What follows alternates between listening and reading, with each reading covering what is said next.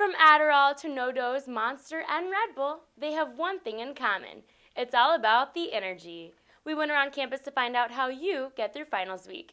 Here's Victoria with what you had to say. Hello everyone, I'm Victoria Marzek and I'm at the Olin Health Center sitting here with Becky Allen, the alcohol, tobacco, and other drug educator. She's here to talk with us about energy products and other drugs and the effects that they have on our bodies. Hi Becky, thanks for meeting with us today. Hello, thank you. So let's start out with a major concern. What are the effects of Adderall on students who aren't prescribed a prescription? One, it's a medication prescribed specifically for a condition. If you don't have that condition, you're taking it, you still don't know whether dosage is accurate or not because it's specifically designed to treat a specific medical condition.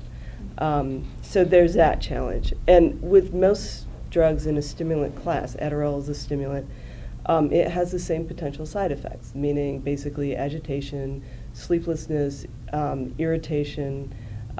It can certainly cause your heartbeat. It can cause tachycardia. People having tachycardia, it feels like your heart's going to pound out of your chest. It's that type of experience.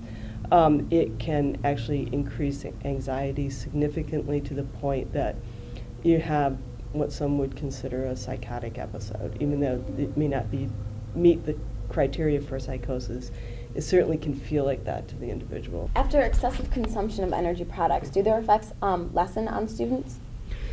What we see actually is that rather than necessarily a buildup of tolerance, what happens is your body adjusts to the effects of caffeine and actually becomes dependent on caffeine to function. So when caffeine is removed, you might have headaches, certainly great sleepiness, etc. But those are usually short-lived, and you can get through them within a week or two. What do you suggest to students instead of consuming energy products? Well, a couple of things. I think one thing is, even though we've seen some benefit in terms of mental acuity of caffeine, we've seen that same benefit when people get adequate sleep. When they get adequate nutrition, so it's not a replacement for those things.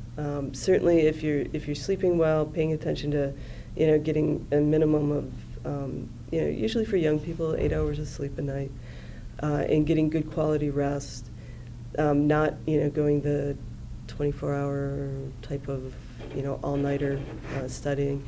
That if you can keep that part of your life well balanced, then caffeine, in moderate use, can be beneficial. Whereas if you're using it to replace lack of sleep, it eventually catches up with you. Hi guys, I'm Victoria Marzek and I'm here at the MSU Student Library to interview students about what sorts of products they take to help them stay awake. What is the most common time for you to study during the day? I usually study in the morning or in between classes. Normally during the evening or at night. In the afternoon, because I have morning classes, so from then I'm free. So I usually study until dinner. When I should be sleeping, so midnight to like 5. During the daytime, I'm more of a daytime kind of person. If I do study late at night, it's usually about 10 p.m. When you have to stay up late, what sort of products do you use to help you stay awake? I usually drink coffee, sometimes energy drinks. I use energy drinks or coffee. 5-hour energy type stuff, Adderall, Ritalin if it's available. I've used Red Bull before, that's about it. I drink energy drinks like Monster because I can't drink coffee. How do you feel you consume these products? Pretty focused. It works pretty well as long as I'm not distracted. Get real jittery and it's kind of hard to concentrate, but as long as it keeps me up. I feel pretty amped up. I'm kind of wired and I feel awake. I mean, it works. I drink it without eating food. I usually get a headache and get sick, but if I have it with food, then I just feel alert and I can study. How often do you use these products and how much do you assume you spend on these products during something like finals week?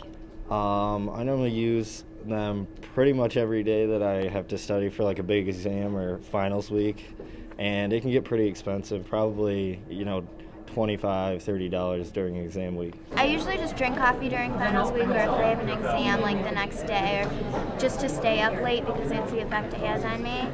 During finals week, I probably spend, in one session of studying, I'd probably come down here and get coffee like 3 or 4 times. probably have coffee every day, a lot more if I'm trying to stay awake and concentrate. Probably $5 a day. Just before exams, I'll use them to study well ahead of time. But how much do I spend on them? Probably it's like $5 an exam. And what effects do you believe consuming so much coffee will have on your health? I mean, maybe ulcers, but that's an extreme case. Gets your heart racing, it keeps you up, and I mean, people need sleep, so staying up is probably not that good of an idea. I'm sure it's not good for my health, but I'm young, so I can treat my body better when I have a job. They're probably not the best thing for me. I try and stay within the less than 3 a day range, but I guess I don't really know that much about it. Probably not all good, but helps me get good grades, so do what you gotta do.